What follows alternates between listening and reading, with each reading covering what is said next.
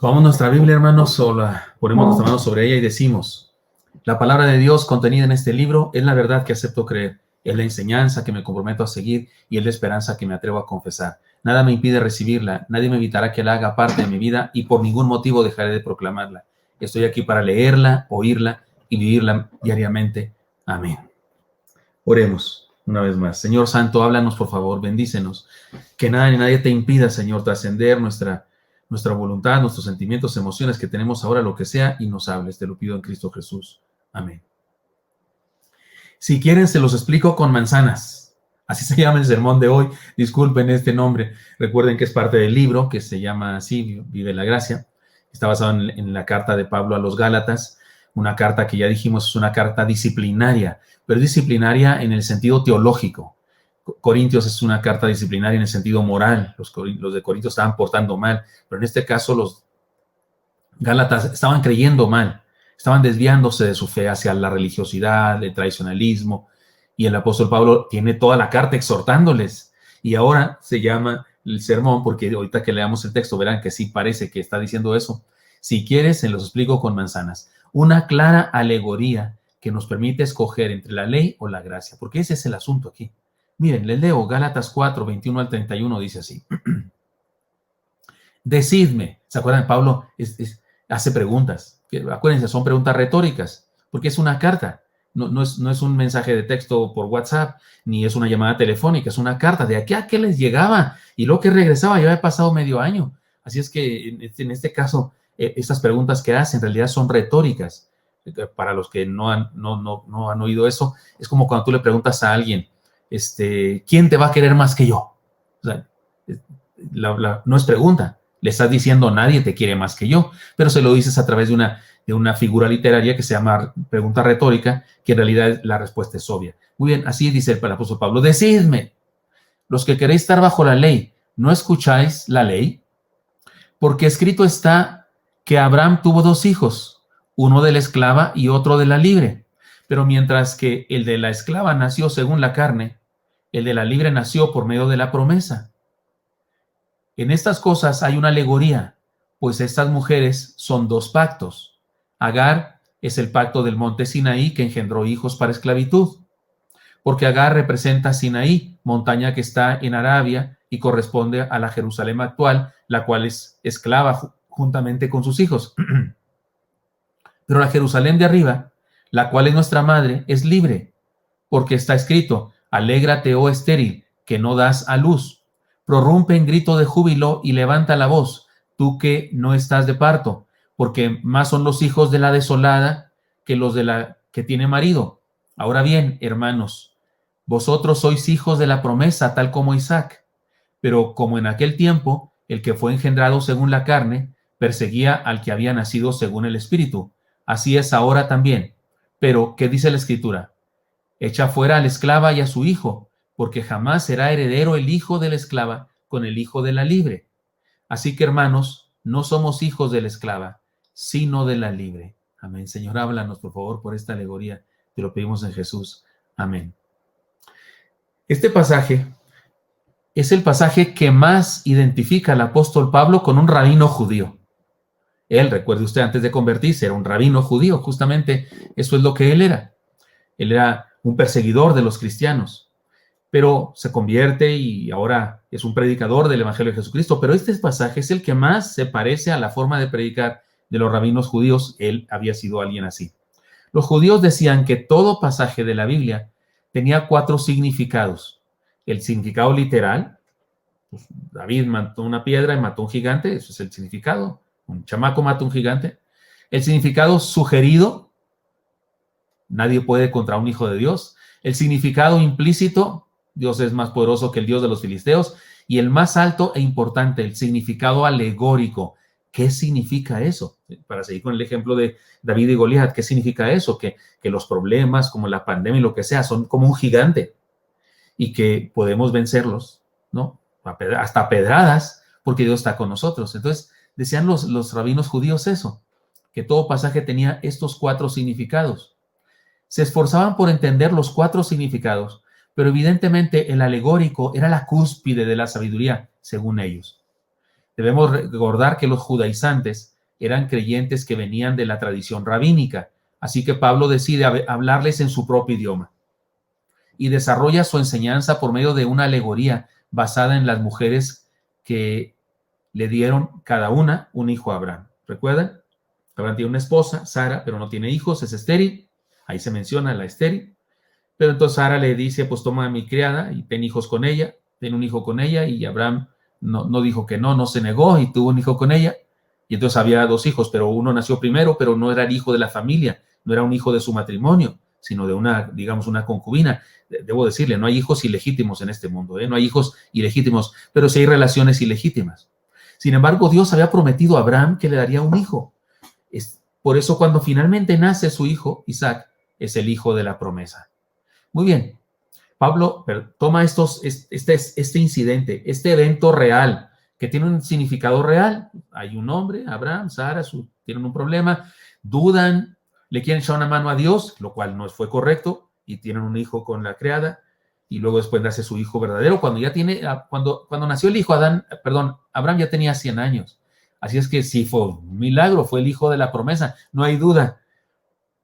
Tiene un significado real, un significado, digamos, inmediato de lo que pasó, pero Pablo le da el significado que los rabinos pensaban que era el más importante, el alegórico. ¿Y qué es una alegoría? Es como un ejemplo, como una parábola, pero con más simbolismos, con más cosas, con más detalles en el simbolismo. Su manera de comenzar es de nuevo un tono de mucha autoridad y casi de burla.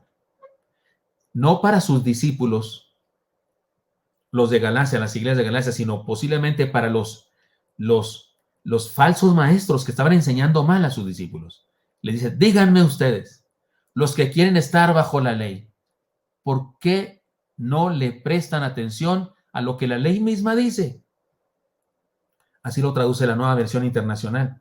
Nuestra versión traduce, decidme los que queréis estar bajo la ley, ¿no escucháis la ley? Pero una traducción más, digamos, más adecuada para nosotros en este contexto para que la entendamos. Es como si les dijera, díganme ustedes, ¿por qué no le ponen atención a lo que dice la ley? Ya que les encanta la ley, ya que adoran la ley, la consideran como una cuarta persona de la Trinidad o algo así. Por supuesto, ellos no creían en la Trinidad, los judíos no creían eso, no entendían así, pero, y es muy temprano para hablar de la Trinidad aquí en esta época, pero voy a decirlo simbólicamente. Tanto aman la ley ustedes. Se matan por la ley. ¿Están dispuestos a matar por la ley? Pues háganle caso. Y después se arranca con un argumento alegórico y hace alarde de capacidad para defender la verdad. Porque recuerden, esta alegoría que usa, él está interpretando el Antiguo Testamento. Ellos adoraban el Antiguo Testamento, no existía el Nuevo todavía, se está escribiendo. Pablo mismo está escribiendo Gálatas, pero el Nuevo Testamento no existe todavía. Entonces Pablo dice, ustedes adoran ese libro, adoran esos libros, el Antiguo Testamento, bueno, pues háganle caso. Y les da con todo a través de un libro del Antiguo Testamento, de la única Biblia que esté en aquel momento, y les explica estas cosas. Se arranca con argumentos y cosas que son irrefutables. Su argumento se basa en la historia de la nación que se encuentra en Génesis 16, 27 y 21. Vale la pena que usted lo lea. Ahora no lo vamos a hacer, son pasajes muy extensos, pero vale la pena que usted lea eso. Después de este sermón, si usted tiene tiempo, después de cenar o qué sé yo, lea Génesis 16, Génesis 27, Génesis 21, o lea de 16 al 21 si quiere. Vale la pena. Hagamos un cuadro que nos ayude a entender el panorama de la comparación, porque Pablo compara a Agar con Sara. Agar, la ley, Sara, la promesa. Y entiéndase por promesa la gracia de Dios. ¿De acuerdo? Vayamos al cuadro. Adelante, René. Ahí está el cuadro. Agar de un lado es esclava, Sara es libre. ¿Recuerdan ustedes? Agar era una sierva egipcia, es una esclava. Ismael, hijo de la esclava. Isaac, hijo de la promesa. Resultado de un acto carnal. Abraham tuvo una relación con Agar que fue tipo carnal en el sentido más estricto de la palabra. O sea, no era su esposa, no estaba enamorado de ella, no le había jurado lealtad para toda su vida, no había no le había dado un anillo de compromiso, ni le había llevado flores, sencillamente quería tener un hijo con ella porque Sara, su esposa, le dijo, pues tiene un hijo con ella por lo menos. Se trató entonces, perdonen que sea tan claro, de un acto carnal. Sara, en el lado de Sara, resultado, el hermano Isaac, el que nace del niño Isaac, resultado de un acto de fe, porque oiga, tiene 90 y pico de años, habrá 99 años, Abraham, cuando Dios le dice que ya le va a cumplir la promesa. Y Sara por ahí andaba, un poquito menos.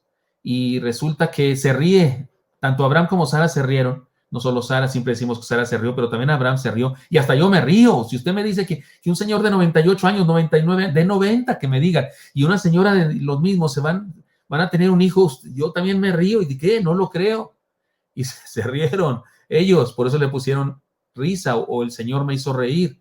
Pero en el caso de Isaac es evidentemente resultado de un acto de fe. Es más, hay que decirlo. Si usted va y lee los capítulos de Génesis, incluso cuando Sara se entera de eso, que Dios le dijo a Abraham que iba, bueno, en realidad ella huyó, estaba de chismosa, dice que estaban ahí en la tienda de Abraham y estaba él hablando con los varones, entre los cuales venía el Señor preencarnado, y le dice, conforme al tiempo de la vida, van a ser un hijo y no sé qué, y Sara, una de las cosas que dijo fue a sus amigas, les dijo, ¿volveré a tener yo deleite con mi marido?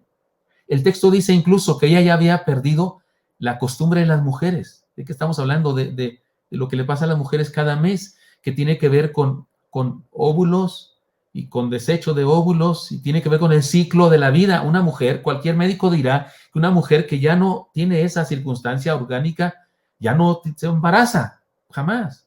Pero, y es muy probable que ella y su marido, por su edad, incluso ya no tenían una vida marital. Eran esposos, por supuesto, y se querían y demás, pero ya no tenían una vida sexual. Porque ella dijo, ¿volveré yo a tener deleite con el marido? O sea, ¿qué significa eso? O sea, hace años que no hay nada y volveré a tener. Pues sí tuvo que tener, porque Isaac no nació por obra y gracia del Espíritu Santo, sí tuvieron ellos que hacer lo suyo, pero evidentemente fue un acto de fe milagroso, por donde le busque, un acto de fe milagroso. Sigamos con la comparación. Sinaí. Pablo dice que Agar representa Sinaí, lugar donde se recibió la ley. Ahí se recibe la ley de Dios. Y Pablo la compara con eso, Agar. En cambio, Sara, resultado de la promesa. Perdón, me salté. Jerusalén. Sinaí es donde se recibe la ley. Jerusalén, donde el pueblo es libre. Tierra prometida. Jerusalén es tierra prometida, ¿no? Pueblo libre. Sinaí, Agar, se recibe la ley, pero Jerusalén representa, Sara, la Jerusalén celestial, dice Pablo. Ni siquiera se refiere a la ciudad esa a la que usted quiere ir en un día de estos de turista. No, se refiere a dice la de arriba, dice el celestial, pueblo libre. Resultado de la ley, esclavitud. Resultado de la promesa, plenitud de vida. Y usted dice, ¿cómo es el resultado de la esclavitud? Sí, la ley, toda ley esclaviza. Toda ley nos hace esclavos. Lo hemos dicho para los que no han escuchado los sermones anteriores de toda esta carta a los Gálatas. Ya lo hemos dicho. Estos argumentos de Pablo no desprecian la ley de Dios. No. Cuidado con despreciar la ley de Dios. Los cristianos no despreciamos la ley de Dios. Los cristianos reconocemos que la ley de Dios es importante, es palabra de Dios, pero entendemos el propósito de la ley de Dios. Y el propósito de la ley de Dios no era que ustedes y yo nos salváramos cumpliéndola, porque le tengo noticias, ningún ser humano la puede cumplir a plenitud. Todos la violamos todo el tiempo. Así es que, ¿para qué nos da Dios la ley? Para que descubramos lo pecador que somos, para que descubramos lo perdido que estamos, para que entendamos lo mal que nos puede ir y para que en esa condición busquemos la gracia de Dios, busquemos la promesa de Dios y nos encontremos con Cristo. Luego entonces, si queremos permanecer en la ley, pues permanecemos como esclavos. Pero si queremos buscar a Jesús y su promesa de salvación, que es lo que representa Isaac, entonces encontramos plenitud de vida. Y luego Pablo dice, el papel de Ismael, perseguir a Isaac. El papel de Isaac, perseguido por su hermano. Ahora, eso pasó. Eso pasó, literalmente.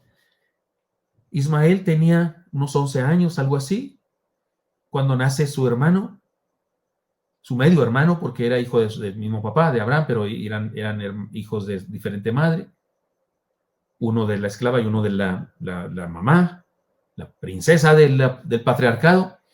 Y resulta que el mayor molestaba al menor, como sucede en todos los hermanos, como sucede en todas las familias. ¿No es cierto, prima? Es que está mi prima por ahí, estoy muy contento. Como sucede en todas las familias, se molestan unos a otros. Y aquí molestaba, por eso Sara se enoja mucho y le dice a Abraham, despacha a esta mujer y no sé qué. Oiga, y Pablo toma eso, que es algo que sucedió, es una situación de familia, sucede normal, pero Pablo convierte eso en alegoría para decir, es lo que está pasando aquí. Estos legalistas, estos hijos de la esclava, estos que están esclavizados a la ley, los andan persiguiendo a ustedes porque quieren que se esclavicen a la ley, como hacía Ismael con Isaac. Es un genio, Pablo. Convierte esta historia en una alegoría. Acuérdense, alegoría es un método de enseñanza. No estamos totalmente seguros de que Dios diseñó así esta enseñanza con estas personas, pero a Pablo lo quiso hacer como alegoría, como si yo predico, ya que puse el ejemplo de David y Goliat, que es un ejemplo clásico que casi cualquier pastor ha hecho en su vida, que el gigante, ¿no? ¿Qué representa Goliat el gigante? Pues cualquier problema, la pandemia, que torrearon el trabajo, una situación de economía quebrantada, y podemos decirle a una persona, este es tu Goliat, pero tú dale duro con el nombre del Señor, y hacemos una alegoría. No necesariamente cuando se escribió bajo esa condición de que fuera una alegoría, no necesariamente, pero un maestro puede usar ese pasaje de la historia bíblica y convertirlo en alegoría. Y es lo que está haciendo Pablo aquí. Está tomando este evento de la vida real y lo está convirtiendo como un método de enseñanza en una alegoría. Y dice, así como Ismael andaba persiguiendo a Isaac, así estos legalistas los andan persiguiendo a ustedes, que son descendientes de la promesa, no de la ley. No son salvos por la ley, son salvos por la gracia de Dios, por la promesa, que es lo que representa Isaac. Y luego, en cuestión geográfica, dice que del lado de la esclava de Agar es Arabia y del lado de la libre es la ciudad celestial. O sea, por eso digo que no se trata de Jerusalén, en el sentido literal, ahí la ciudad, ahí la tierra, sino se refiere a algo espiritual, una ciudad celestial. Conclusión de esta alegoría y de este cuadro que nos presenta el apóstol. Rechazo de Agar e Ismael, condenación. Mire, yo no creo que Agar e Ismael hayan sido rechazados por Dios. De hecho, Dios le promete a Agar que hará de su hijo una gran nación y que también tiene para él bendiciones porque es hijo de Abraham. Dios le promete eso a Agar y de hecho Dios ayuda a Agar. Un ángel se le aparece a Agar en 2 ocasiones. Primeramente cuando huyó de su ama porque la golpeaba cuando estaba embarazada y se portaba soberbia y así como presumida con Sara y se burlaba de ella porque ella estaba embarazada y su ama no.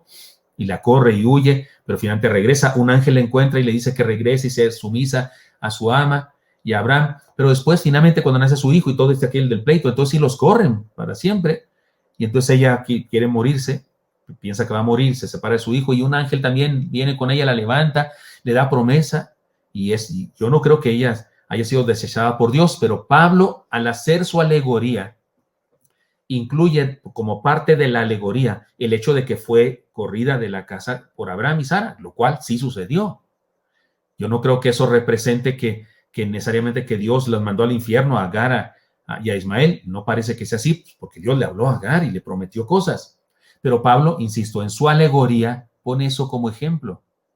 No para decirnos que Agar e Ismael fueron rechazados por Dios, sino para decirnos que si nos sometemos a la ley, lo cual representa a Agar, sí estamos rechazados, porque en la ley no somos salvos. Por la ley no podemos ser salvos. Somos salvos por la promesa de la salvación en Cristo Jesús y por su gracia. Así que, conclusión final, condenación o rechazo y condenación. Conclusión final, en el lado de la fe, de la promesa, herencia de salvación. Por eso le puse, si quiere ya aquí damos el cuadro, hermano René, por eso le puse este sermón. Para no decirlo, si quieren se lo explico con manzanas.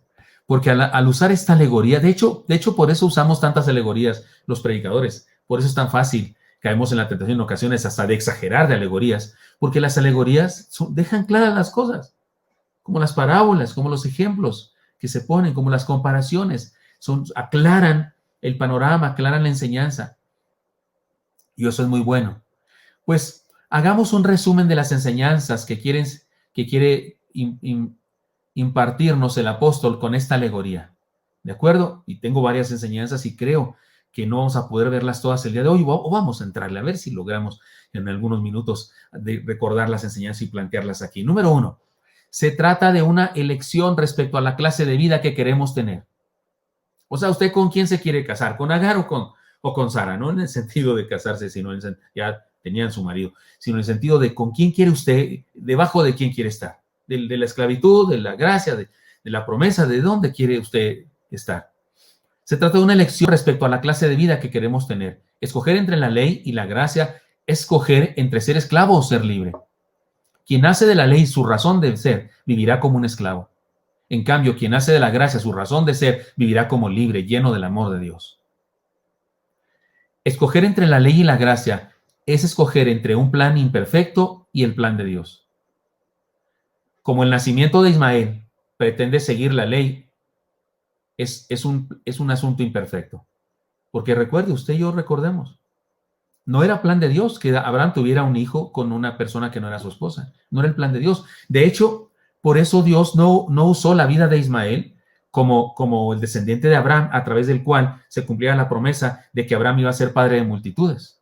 No se cumplió así en Ismael. ¿Por qué? Porque Dios tenía un plan con un hijo de la promesa. Este otro hijo que nació fue asunto de Abraham y Sara. Ellos la regaron, pues.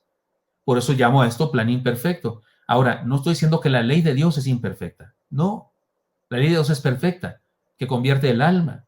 Si usted y yo vamos a la ley de Dios y la usamos para lo que fue escrita, ¿para qué? Para que nos demuestre lo pecador que somos, para que notemos lo perdido que estamos y para que busquemos a Dios en Cristo Jesús y seamos salvos, la ley cumplió su propósito. Pero cuando alguien se somete a la ley creyendo que por la ley va a salvarse, eso es un plan imperfecto. Eso no es un plan perfecto, es un plan imperfecto, como fue imperfecto el hecho de que Abraham y Sara quisieran cumplir la promesa de Dios de que iba a ser padre de multitudes teniendo un hijo fuera del matrimonio. Así es que, como el nacimiento de Ismael, pretender seguir la ley es un plan imperfecto, es algo que se hace en nuestras fuerzas, de acuerdo a nuestras capacidades. Seguir la ley es como lo que Abraham y Sara hicieron. Ahora tenemos un hijo porque lo tenemos. Faltaba más, faltaba menos. Pero no, cuando se descansa en Dios y confiamos en su promesa, entonces la cosa es diferente. Es la negación del poder de Dios querer vivir en la ley. Es decirle a Dios, no te necesito, yo puedo solo, yo me porto muy bien y me vas a tener que salvar. En cambio, reconocer que no podemos vivir como Dios quiere, que no podemos cumplir la ley y esperar la gracia de Dios por la fe, es esperar la promesa de Dios como el acto del nacimiento de Isaac. Escoger entre la ley y la gracia, escoger entre la tristeza y el gozo. Sí. Pablo cita un texto de Isaías 54:1, que corresponde a una profecía durante el tiempo de la cautividad en Babilonia. La relaciona con la esterilidad de Sara y con la esperanza de frutos abundantes en medio de la cautividad. Digamos que Dios restaura a quienes confían en la promesa y en la restauración hay gozo eterno. En cambio, en la esclavitud a la ley siempre hay amargura y dolor, porque Pablo dice, ¿verdad? Pablo dice, la estéril, y la que es de, la otra tiene muchos hijos y la estéril no, pero Pablo dice que Dios le promete bendición y usa eso como un ejemplo para ayudarnos a entender que escoger entre la ley y la gracia, escoger entre tristeza y gozo. Además, escoger entre la ley y la gracia, escoger entre perseguir o disfrutar. Sí. Es curioso, pero el apóstol utiliza un detalle de los pequeños hijos de Abraham para representar el acoso de la ley. Ismael era más grande que Isaac y se burlaba de su medio hermano en la fiesta que se organizó cuando fue destetado. Y el apóstol dice que así como Ismael persiguió a Isaac, la ley persigue a quienes pretenden vivir en la libertad de la gracia. Así es que escoger entre la ley y la gracia, escoger entre ser un perseguidor o ser uno que disfruta la gracia de Dios. ¿Y sabe qué? Sí pasa eso. Los legalistas andan persiguiendo, ¿cómo fastidian el alma?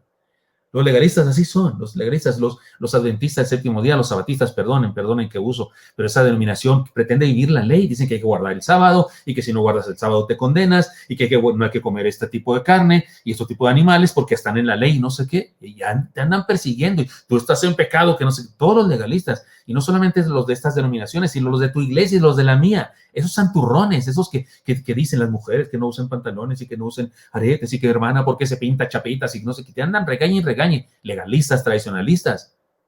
No son perseguidores, son ismaeles que andan dando lata. Ah, cómo molestan, le hacen bullying a uno.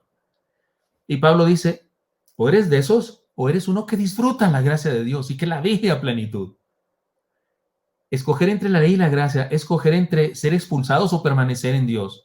Agar y Ismael fueron expulsados, ya lo dijimos. Pero Isaac se quedó en casa.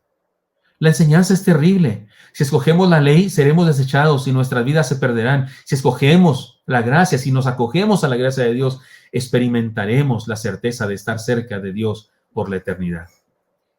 Lo maravilloso es que si hemos creído en Cristo, no tenemos que escoger. Si usted ya creyó en Cristo y le entregó su vida a Cristo, usted y yo ya escogimos. Y en realidad escogimos porque Él ya nos escogió para sí. En realidad, Él nos escogió para sí. Y vivamos como tales, no nos regresemos, no pretendamos seguir ahora la ley de Dios como les pasó a los Gálatas, también que iban, les dice Pablo, también que iban y se regresaron. Y yo dije de ejemplo que les dijo como el piporro, ¿no? Sí habías ganado, ¿para qué te regresabas, criatura? Hombre, corre, escóndete, dice el piporro en uno de sus corridos de esos fabulosos que hacía. Pablo ha sido muy claro al explicar la diferencia entre la ley y la gracia a los Gálatas. Su alegoría es una obra maestra de la pedagogía, estilo rabino judío. Y con esa claridad nos ayuda a nosotros a entender la enseñanza. Mira, hermanos, en los evangelios se nos cuenta de un maravilloso milagro que realizó el Señor en la región de los Gadarenos. ¿Recuerdan? Sanó a un endemoniado. Había ahí un endemoniado que andaba desnudo por donde quiera y lo amarraban y se soltaba y no se quedaba lata en el pueblo. Pero el Señor lo liberó de los quién sé cuántos demonios. Legión somos. Y cuando le dijo al demonio, ¿cómo te llamas? Dijeron, Legión me llamo porque somos muchos. Y los mandó y se fueron a precipitarse en un ¿cómo se llama? Un precipicio. Y se murieron todos. Y eran un titipuchal, miles. Eso está en Lucas 8:37. Lo triste de este pasaje, lo más triste de este pasaje, es que dice que los hombres de la región, cuando vieron lo que había sucedido, le rogaron al Señor que se fuera de sus contornos. Y ese texto que escribió Lucas, le rogaron, en realidad es un eufemismo. Lo quiso hacer bonito Lucas poniéndole rogaron, pero en realidad lo corrieron. Le pidieron que se fuera de sus contornos. No lo querían en sus casas. Imagínense que el Señor visita nuestra tierra, nuestra casa, nuestra familia, nuestro barrio. ¿Qué hacemos, Señor? Quédate. Se nos ocurren las ideas como Pedro, Señor, hacemos 3 enramadas, una para ti, una para Elías, una para Moisés. Estos insolentes lo corren. ¿No es increíble? A pesar del milagro, prefirieron su negocio de cerdos que la experiencia maravillosa de la presencia del Señor. Bueno, ¿por qué estoy diciendo esto? Que no es de Gálatas. Porque definitivamente en este mundo hay gente que prefiere la esclavitud que la libertad. Hay gente que escoge la esclavitud y quieren seguir de esclavos, creyendo en la salvación por obras, creyendo que se van a salvar portándose bien y allá anda, no hagas esto, no hagas lo otro, así como siempre digo que como caballo de picador, así porque yo crecí a 100 metros de la plaza de toros de la ciudad de Chihuahua. Es más, cuando nací no había plaza de toros, cuando iba a la escuela le empezaron a hacer y yo la veía cómo le hicieron, por eso sé de toros. Es más, hasta quise ser torero cuando era niño. Y los caballos les tapan los ojos al caballo, porque para que no se espante con el toro y no sé qué. Y hay gente que quiere andar como caballo de picador, no hago esto, no hago lo otro, no. Y creen que así se gana la salvación. ¡No! La salvación no se gana, se recibe de a gratis. Y cuando la recibes de a gratis, de verdad, experimentas transformación. Y entonces comienzas a portarte mejor, a portarte bien, no por obligación, no porque estás ceñido a la esclavitud de la ley, sino porque el Espíritu de Dios te transforma por dentro. Así dice Filipenses, ¿no? Porque Dios es el que en vosotros pone así el querer como el hacer por su buena voluntad. Es triste, pero hay algunos que prefieren vivir sometidos a la ley en lugar de experimentar la gracia de Dios que los transforma. Y están igual que los gadarenos que corrieron al Señor. Escojamos vivir la gracia de Dios. Perdón, creo que Pablo en este pasaje nos dijo a usted y a mí. ¿Está claro? ¿O se los explico con manzanas? Yo le respondo al apóstol, está claro, Pablo, está clarísimo. Y quiero vivir en la gracia de Dios precioso. Señor Santo, te doy gracias porque me has permitido compartir esta palabra con mis hermanos. Te pido que nos bendigas a todos, Señor, y que podamos experimentar esa libertad y esa gracia maravillosa que nos transforma, que nos hace mejores, porque tu poder actúa en nosotros y no porque andamos de religiosos, de tradicionalistas y legalistas. Ayúdanos, Dios, a vivir de esa manera. Pongo en tus manos a mis hermanos y hermanas, amigos y amigas que están escuchando esta palabra y que nos bendigas a todos con transformación. Te lo pido en Cristo Jesús. Amén.